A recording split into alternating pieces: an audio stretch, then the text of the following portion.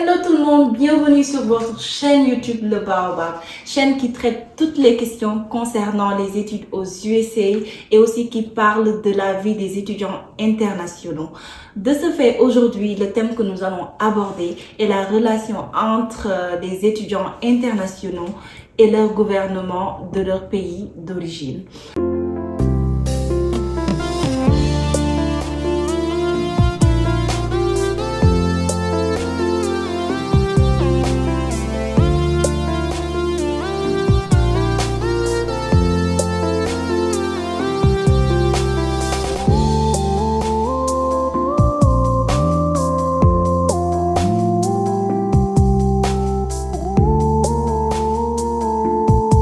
Déjà, avant de démarrer, permettez-moi de saluer mes deux confrères, Songay et Issa. C'est toujours un plaisir de vous avoir ici sur ce plateau et de débattre avec vous de toutes les questions que nos followers, nous demandent. Alors, les gars, déjà, je vais vous permettre de vous présenter. Mais avant, j'aimerais aussi que vous, en vous présentant, que vous me dites que pensez-vous de ce thème d'aujourd'hui, relation entre les étudiants internationaux et leur pays d'origine. On commence avec Songay. Pensez ça? Ok, pas de problème. Voilà, merci beaucoup. Bon, pas nouveau, hein. Moi je réponds toujours au nom de Issa Bissiri. Je suis originaire du Burkina Faso. Je vis aux États-Unis depuis environ quelques années. Voilà, je pense que ce thème entre le gouvernement africain et puis les étudiants, c'est un thème qui nous concerne particulièrement parce que nous sommes des étudiants et puis aussi un jour on a amené aussi à servir notre pays. Voilà, donc je trouve que c'est un thème très capital aujourd'hui. Et puis je suis vraiment ravi d'être ici pour débattre sur ce thème. Exact. Songay. Merci Hawa, merci également à nos abonnés qui nous suivent toujours. Je réponds comme vous l'avez dit au nom de Songay Abdou Tahir. Je suis ici également, ça fait longtemps. Pour dire que j'étais étudiant international, je ne suis plus même en médecin. Le thème d'aujourd'hui, c'est d'abord le rapport entre les étudiants internationaux et puis leur gouvernement d'origine, comme vous l'avez dit. Je pense que c'est un thème très intéressant parce que la dernière fois, nous avons fait un autre thème en rapport avec les étudiants et leur pays d'origine. Et nous avons montré que il doit exister un rapport entre les étudiants internationaux et leurs gouvernements respectifs. Je pense que le thème là est venu à point nommé. Et nous allons quand même vous laisser la tâche de peut-être venir avec les questions et nous allons voir ce que nous allons dire. Et voilà, en parlant de ça, la première question que je vais introduire, c'est une question personnelle déjà parce que je sais que vous êtes venu ici en tant qu'étudiant international chacun. Et aujourd'hui, vous êtes en train de démarrer une nouvelle vie. Je sais que vous participez à certaines conférences, Songay, vous dirigez certaines associations dans votre pays d'origine et tout. J'aimerais savoir, quelle a été votre relation? Est-ce qu'il y a même eu une relation entre vous, étudiant international, et le gouvernement de votre pays d'origine? Est-ce que l'État vous a accompagné? Est-ce qu'il y a eu des associations qui œuvrent pour les étudiants internationaux dans votre pays d'origine? Je pense que ça, c'est une très bonne question. En réalité, puisque nous sommes des citoyens de nos pays, peut-être pour la petite histoire, lorsque j'étais arrivé à l'université, j'étais en contact avec nos camarades américains. La plupart ne savaient même pas que nous sommes venus étudier sur fonds propres. Parce que pour eux, nous avons reçu des scholarships, comment on l'appelle, les bourses de nos États, ou bien nous sommes financés par nos États en venant étudier ici. Et c'est pourquoi je dis, quand des gens nous voient arriver, la plupart pensent que nous sommes envoyés par nos États, mais il faut comprendre la réalité. Il y a des bourses quand même que les États, peut-être certains États donnent à certains étudiants qui arrivent étudier ici, mais c'est très peu. Et nous qui sommes arrivés ici en tant qu'étudiants internationaux, nous sommes venus de nos propres chefs, c'est-à-dire avec nos familles. Donc, vu comme ça, nous n'avons pas eu, il faut dire que nous n'avons pas eu l'apport ou bien, comment on peut le dire, l'accompagnement de nos gouvernements comme on l'aurait souhaité. Donc, je pense pas qu'il faut répondre par l'affirmatif, même s'il faut savoir que d'une manière ou d'une autre, Exact. Donc, vous dites qu'aujourd'hui au Togo, il y a des bourses qui sont décernées aux étudiants, mais ce n'est pas à tous les étudiants que ces bourses-là sont décernées. Et c'est assez sélectif parfois aussi. Bon, au Sénégal, je sais qu'il y a aussi de ces bourses, mais il faut appliquer. Parfois, les temps d'attente sont assez longs. Et disons que c'est des bourses de mérite parfois. Et c'est pas tous les étudiants qui voyagent qui ont qui ont obtenu ces bourses-là. Parfois, ils font leur voyage de fonds propres. Merci. Ce que je voulais peut-être mentionner peut-être en prenant ce volet, c'est que il se peut que le gouvernement accompagne les étudiants qu'il a octroyé les bourses pour venir étudier. Mais bon, je n'ai pas beaucoup d'idées là-dessus. Cela nous tient, nous sommes tous des citoyens de nos pays et nous allons quand même à l'extérieur pour étudier. Et nous aurions souhaité aussi avoir peut-être des accompagnements, peut-être moraux, si ce n'est pas peut-être financier, puisqu'il peut y avoir plusieurs accompagnements souhaités. Et donc, c'est sur ce volet-là que je dis, nous n'avons pas eu de rapport en réalité avec nos gouvernements du début de nos études jusqu'à peut-être à la fin. Nous n'avons pas été accompagnés comme on les aurait souhaité. Et aussi, on va même parler de ces accompagnements dans quelques instants. Merci. Mais avant cela, donnons la parole à Issa. Oui. Est-ce que le gouvernement du Burkina Faso vous a signé un chèque de, disons, 15 millions ou 20 millions. Issa, allez faire. Voilà, je pense que la réponse à cette question, Songa il a déjà tout mentionné au fait. Puisque, bon, concernant les accompagnements, genre les bourses comme ça, comme tu l'as déjà dit, il y a toujours des bourses dans nos pays respectifs, etc. Mais des bourses de mérite au fait. Donc, il faut travailler pour mériter ces genres de bourses-là. Sinon, il y a des accompagnements au niveau de notre gouvernement. Mais est-ce que, concernant tous les étudiants qui souhaitent aller à l'étranger étudier, est-ce que cet accompagnement-là aussi, il y a toujours ces genres d'accompagnement? C'est là la grande question au fait. Magnifique. Voilà, donc je trouve qu'il y a des accompagnements, mais c'est pas tout le monde qui souhaite aller à l'étranger étudier que ces accompagnements-là existent. Effectivement, et c'est ça qui va nous faire, disons, aller à la prochaine question. Et avant de formuler cette question, laissons peut-être permettre à nos followers de connaître le contexte sur lequel ce sujet s'inscrit. On a fait, il n'y a même pas une semaine, une vidéo qui parlait de, comment des relations entre les étudiants internationaux et leur pays d'origine. Et il a été remarqué que la plupart des étudiants qui font leurs études ailleurs ne rentrent pas dans leur pays d'origine. Pourquoi? Parce que peut-être ils n'ont pas de meilleures opportunités là-bas, ou bien ils ont déjà une vie et ils ont déjà établi en fait leur vie et il y a beaucoup d'opportunités qui s'offrent à eux au pays qui les a accueillis, ce qui est assez normal.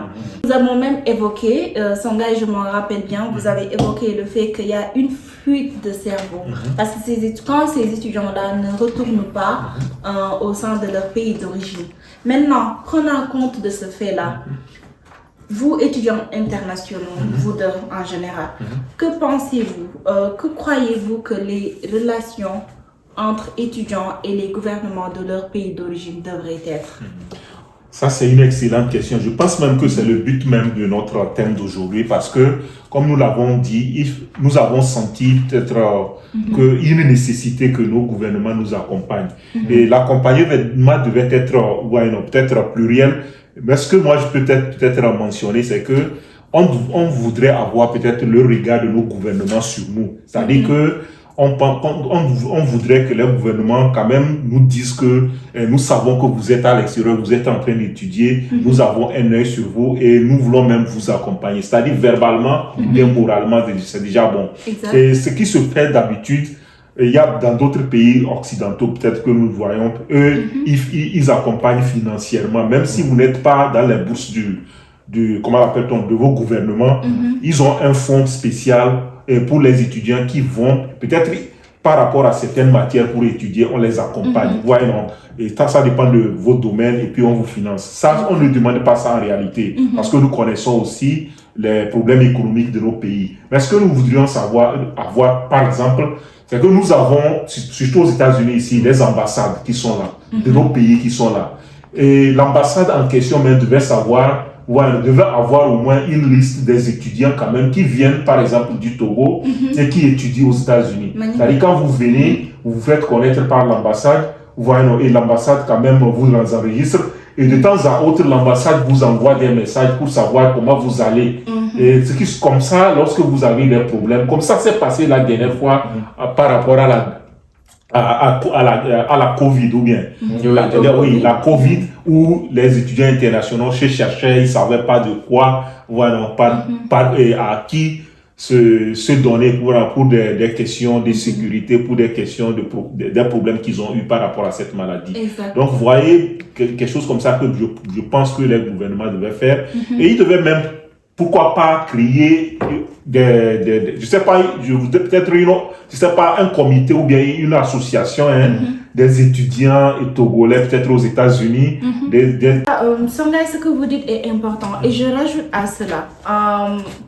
Je ne parle pas non simplement au nom des étudiants internationaux aujourd'hui qui sont sur le sol américain, mais les jeunes qui aujourd'hui sont en train de faire leur démarche pour venir étudier.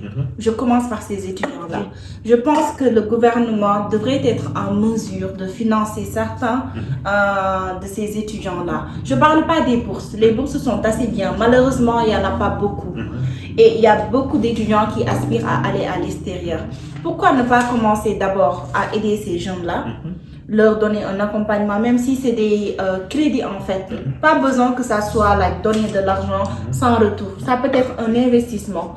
Et à la fois, ces jeunes-là, quand ils viennent aux USA, ils deviennent des étudiants internationaux, n'est-ce pas? Mais sachant que c'est le gouvernement de leur pays qui a financé leurs études ou bien qui les a aidés, ces jeunes-là vont se sentir obligés ou bien vont ressentir le besoin de retourner une fois leurs études faites au sein de leur pays d'origine pour apporter leur soutien. Et souvent, l'exemple est là. La plupart des jeunes qui ont leur bourse, une fois que leurs études terminées, ils ne veulent pas rester là où ils ont fait leurs études. Ils préfèrent rentrer. Pourquoi? Parce qu'ils se sentent redevables auprès de leur peuple, auprès de leur pays d'origine. Maintenant, au contraire, le contraire est là. En parallèle, les jeunes aujourd'hui qui n'ont pas de soutien moral, ni financier, ni spirituel de la part de leur gouvernement ou de leur peuple, ils se disent que nous, on s'est fait toute seule. Donc, on va décider là où on veut vivre, on va décider là où on veut travailler. On ne se sent pas redevable envers qui que ce soit. Maybe nos frères et sœurs ou bien nos parents. Donc, il y a selon moi, c'est ça la grande différence entre l'accompagnement que reçoivent les jeunes étudiants internationaux qui ont eu bourse, par exemple, et ceux qui sont venus par leurs propres moyens et qui aujourd'hui ne reçoivent aucune aide de la part de leur gouvernement d'origine. Peut-être avant que ça, c'est une anecdote. Vous savez que même ceux qui reçoivent les bourses de nos gouvernements et qui arrivent même à étudier en Occident, vous savez que la plupart aussi ne retournent pas. Et oui, parce que c'est pas tout le monde qui reçoit la bourse qui retourne. Et nous avons appris de beaucoup de ces cas-là. Et c'est que c'est l'œil que le gouvernement met sur, c'est-à-dire ces gens-là qui viennent étudier ici, peut-être, qui posent problème.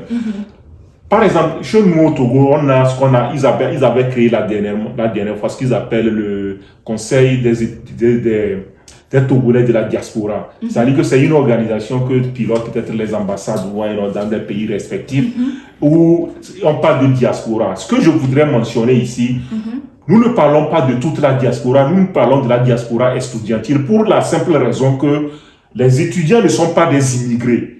C'est-à-dire les étudiants n'ont pas un statut d'immigré. Ils ne sont pas des gens qui sont venus aller à l'extérieur pour s'installer, mais les gens qui sont allés chercher du savoir pour revenir dans leur pays. C'est le statut qu'ils ont. Donc, d'où ils sont peut-être, je ne veux pas dire qu'ils sont vulnérables, mais ils sont des gens qu'il fallait accompagner pour que ces gens-là, à la fin de leur cursus, ne cherchent pas à s'installer ailleurs. Parce que comme vous l'avez mentionné, ce que nos pays doivent lutter contre, c'est la fuite de cerveau. Et pour que quelqu'un ne reste pas à l'extérieur, il faut le faire savoir qu'il est important pour le pays. Vu comme ça, la personne, même si la personne a l'idée d'avoir une opportunité ailleurs, il va quand même penser à son pays, qu'il est redevable, comme vous l'avez dit. Belle intervention. Issa? Voilà, bon, je pense que vous deux, vous avez tout, particulièrement tout, bon, déjà mentionné. Hein. Voilà, son gars, bon, parlait des gens, bon, s'il y avait gens des suivis comme ça, gens créant des associations, où souvent même, bon, on a l'impression même que le gouvernement aussi, bon, nous soutienne, bon, comme tu l'as dit, moralement, spirituellement, et puis même au côté financier, etc. Voilà, ce que moi j'aurais souhaité seulement à nos gouvernements, bon, ce que moi j'aurais souhaité que nos gouvernements respectifs fassent, genre pour soutenir, bon, nous les étudiants internationaux de la diaspora, etc. Genre créer, genre aussi des associations. L'association, c'est-à-dire, genre, genre, c'est pas côté gouvernement, c'est pas seulement côté gouvernement, même nous en tant qu'étudiants comme ça, nous pouvons créer aussi des associations.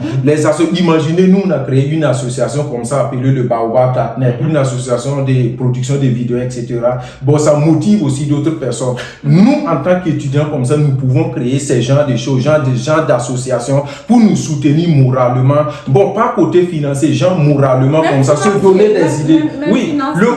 Oui, côté financier, bon, je dirais que c'est un peu difficile. Il y a d'autres pays africains comme la Libye au moment des Kadhafi qui le faisaient facilement, mais c'est pas permis à n'importe quel gouvernement alpha africain comme ça de soutenir tous les étudiants comme ça qui désirent aller à la diaspora étudier, à l'étranger étudier. Donc côté financier, ça va être un peu difficile, mais le côté moral, que moi je pense que nos gouvernements ne font rien au fait. Côté moral. Même d'emploi. Oui, voilà. Côté moral, surtout le côté moral. Côté financier, c'est un peu compliqué, mais côté moral, ça c'est le minimum des choses qu'un gouvernement aussi puisse faire pour ses ressortissants qui se trouvent à l'étranger. Genre créer des associations. Genre, par exemple, on peut organiser genre chaque 6 mois comme ça, ou bien chaque fin d'année, on organise genre une conférence comme ça, où le ministre même en charge même. Donc, ça peut être des chargés de ministres, genre des correspondants, genre s'expriment, genre pour poser des questions aux étudiants.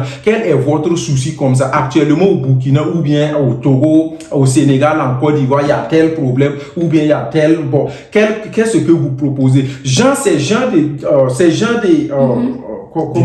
voilà, ces genre d'initiatives comme ça peut encourager, genre, peut nous encourager, peut nous donner la motivation même à se sentir même redevable même à notre patrie. Moralement, tu vas te sentir redevable à ta patrie au fait. Voilà. Magnifique. Exact. Je vais juste, moi, mettre le point sur l'aspect financier. C'est vrai que je ne vais pas à l'encontre de ce que vous dites quand vous dites que le côté financier est difficile. C'est difficile. Oui. Mais aujourd'hui, regardez ce que la plupart des étudiants internationaux font face. Aujourd'hui, il y a des étudiants qui décèdent ici. Ça, c'est vrai. Et qui n'ont pas peut-être les moyens pour retourner, leur famille ou bien leurs entourages n'ont pas les moyens peut-être pour subvenir aux besoins, que ça soit payer les frais d'hôpital. On sait que les frais d'hôpital sont très très chers ici, vrai. Parfois, tu vois un étudiant qui tombe malade, qui n'ose pas aller à l'hôpital. Pourquoi? Parce qu'il n'a pas d'assurance. Et le gouvernement américain n'a pas signé avec nous de couvrir nos frais, médicaux ou whatever. Même si ils font le minimum, ils font de l'assistance, il y en a. Mais pourquoi nos gouvernements n'assisteraient pas les étudiants internationaux sur ce point-là? Qu'il y ait, par exemple, moi, si j'ai un problème, je ne sais pas quel numéro appeler quand je parle, s'agissant de mon pays d'origine. Je ne sais pas s'il y a une association qui va m'écouter. Quand il y a des problèmes psychologiques, parfois les étudiants sont seuls ici, ils n'ont pas de parents. Disons, la preuve, quand Covid était arrivé, la plupart des étudiants sont tombés en dépression. Ils ne pouvaient pas travailler, ils ne pouvaient pas rentrer chez eux. Certains vivent dans des endroits où ils n'ont pas d'amis, ils ne voient pas des gens qui ressemblent à eux. Donc, ils étaient juste cloîtrés dans leur maison sans savoir, j'aurais aimé qu'il y ait peut-être des numéros qui assistent ces étudiants-là ou bien des associations qui, si tu as des frais médicaux et qu'on sait qu'il n'y a pas possibilité pour toi de subvenir à tes besoins, qu'il y ait, ok, nous, on vous donne ça ou bien c'est de la part de votre gouvernement. Comme tu as dit, cela motiverait beaucoup d'étudiants à vouloir investir dans leur pays d'origine, à vouloir retourner et aussi prendre soin de leur pays. Bien. Oui, en tout cas, ça c'est très important. En tout cas, c'est bon. Je pense que la sœur Hawa a dit beaucoup de choses très importantes. Et puis, je vais revenir à ce que Issa aussi a dit. Vous avez soulevé quelque chose qui est très important. Et peut-être que le gouvernement ne l'a pas fait, mais comme vous avez suggéré ça, ce serait bon. Parce que nous sommes déjà à la sortie.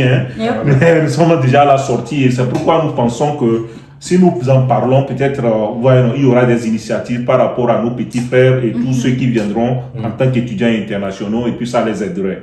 Et je pense, comme vous l'avez dit, si on s'organise en termes d'association des étudiants internationaux de nos pays, déjà peut-être on peut quand même contacter nos ambassades pour voir s'ils peuvent faire quelque chose. Ça peut passer aussi puisque si le gouvernement ne prend pas l'initiative, peut-être que nous-mêmes, on peut prendre l'initiative et aller les contacter pour voir ce qu'ils vont faire. Et ça aussi, c'est une bonne chose. Et j'ai vu déjà en ligne, quand j'étais en train de faire certaines recherches par rapport à notre thème, et une association comme ça des Ivoiriens, des étudiants ivoiriens de la diaspora. Même Nigeria, au Nigeria. Donc je pense que les étudiants internationaux de nos pays respectifs aussi peuvent commencer par faire ces initiatives-là.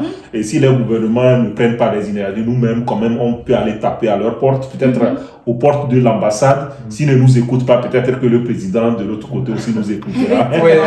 Oui, je pense que, comme l'a déjà dit aussi, je pense que ces genres d'associations, d'initiatives existent même déjà. Genre, souvent, on le prend à la légère, quoi. De telle sorte même que ça paraît un peu, ça paraît, anodin, voilà, anodin. Bon, souvent, c'est pas sérieux. Sinon, quand on dit initiative, genre association comme ça, c'est l'ambassade qui veut contacter les ressortissants togolais, burkinabés ou bien ivoiriens comme ça. Souvent, c'est pas la population. Souvent, c'est pas la population incidentelle qu'on vit. Ces gens, on dit seulement la diaspora. Donc, ce qui fait que souvent, quelqu'un peut, voilà, c'est un peu vague, quoi. Donc, souvent, on se retrouve avec des gens même qui n'ont même pas allé à l'école. On n'a pas les mêmes problèmes. Voilà. Donc, souvent aussi, on n'a pas les mêmes problèmes. Puisqu'il y a d'autres qui ne partent pas à l'école, donc leur problème est un peu différent. Bon, tout c'est pour réussir au fait, mais on n'a pas les mêmes problèmes au fait. Genre, donc ce qui fait souvent que certains se sentent un peu démotivés, ils veulent pas participer à ces genres d'initiatives. Ils trouvent que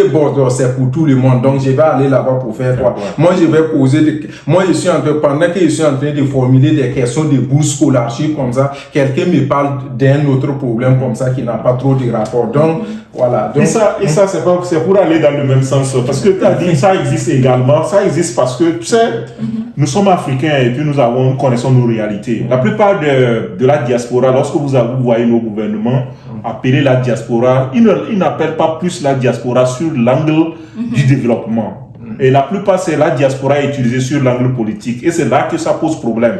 C'est-à-dire que c'est quand peut-être le président, un ministre arrive ici, il veut faire un clin d'œil à la diaspora et il vous invite. Et ça, c'est autre chose, c'est un coup politique. Ce n'est pas de ça que nous parlons peut-être aussi de la citoyenneté, c'est-à-dire que du développement même de nos pays. Parce que, comme nous l'avons dit, le développement d'un pays se pose sur sa population, son peuple, et surtout sa jeunesse. Ou bien non.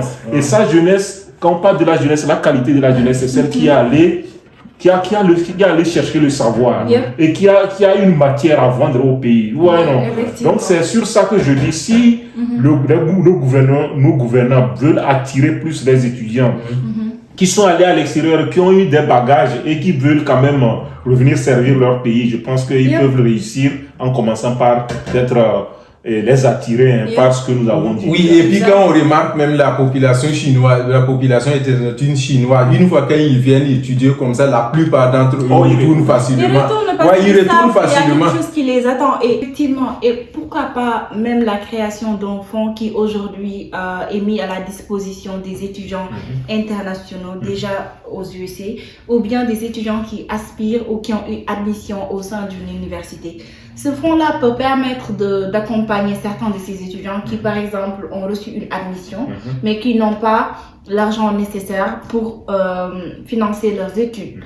Et disons que ce ne sera pas comme donné gratuitement, mais c'est juste financé. Et une fois ces étudiants finissent leurs études et ont un travail, qu'ils remboursent. Ça, c'est parmi autres. C'est comme le gouvernement américain le fait par rapport aux étudiants. Exactement, ils le font ici. Donc pourquoi pas nos pays pays n'arrivent pas à faire ça ou bien y penser, cela peut aider beaucoup d'étudiants. Parce que comme on dit, on parle de la globalisation. Et aujourd'hui, permettre à ces jeunes-là qui sont au pays de venir faire leurs études et de retourner, avoir un emploi et rembourser après le gouvernement, ce serait excellent pour ces jeunes-là, pour le gouvernement, pour notre pays. Voilà, moi en tout cas, c'était ce que je voulais ajouter par rapport à ce thème. Voilà. Et allez-y, ça. Voilà. Bon, merci beaucoup pour vos différentes interventions, etc. Je trouve que c'est très très pertinent. Voilà, mais ce que on vient de dire là, en tout cas, j'ai créé des fonds pour accompagner les étudiants, c'est une très bonne initiative. Mais avant ça, d'abord, il faut cultiver le patriotisme, quoi, et puis créer des emplois pour garantir qu'on va payer, quoi. Donc, mettre des fonds comme ça, tout en voilà, mettre des fonds comme ça à disposition des étudiants, et puis ne pas trouver du travail pour ces étudiants. Mais c'est ça. S'ils nous donnent l'argent et ils ne donnent pas emploi, on ne paye pas? Oui, évidemment. Et puis aussi, juste pour conclure, à mon niveau, j'aurais souhaité qu'on crée, on a déjà tous parlé de ça, créer des canaux comme ça de suivi, voilà, pour nous suivre, créer des initiatives comme ça. Mais il faudrait que ça soit de façon durable, quoi. Parce que nos gouvernements africains, on se connaît, quelqu'un comme ça, un gouvernement alpha va accompagner ses étudiants, financer pour que des étudiants partent à l'extérieur comme ça, acquérir des connaissances pour revenir servir le pays. Un autre gouvernement bêta va venir en place et puis délaisser ces étudiants-là. Donc, il faudrait que ces suivis-là aussi soient de façon durable. Très bien, Issa, très bien. Alors, peut-être je vais conclure par rapport à ce que Aïssa a dit, c'est très important. C'est-à-dire, comme vous l'avez dit, si on fait le suivi, nos pays ont besoin de nous, comme nous l'avons dit. Ils ont besoin des gens qui ont la matière. Et aujourd'hui, nous avons besoin des ingénieurs. Et la plupart aussi, il y a des ingénieurs qui sont venus de nos pays, qui sont ici, qui travaillent. Si une liste comme ça est faite, et puis les étudiants sont traqués, c'est-à-dire que ceux qui commencent par faire le nursing, on sait qu'ils sont dans le nursing ici. Après 5 ans, on peut quand même les contacter pour voir à quel niveau ils sont. Même si ces étudiants-là ne décident pas de retourner et qu'ils travaillent ici, quand même, ils ont un bagage que lorsque le pays aura besoin d'eux, on pourra facilement les contacter. Voilà, comme ça, on aura une base de données des étudiants peut-être qui ont fait l'informatique, ou bien des étudiants qui ont fait le nursing, des étudiants qui ont fait le business, mais ils ont au niveau de l'ambassade, parce qu'il y a des ministères qui peuvent gérer ça.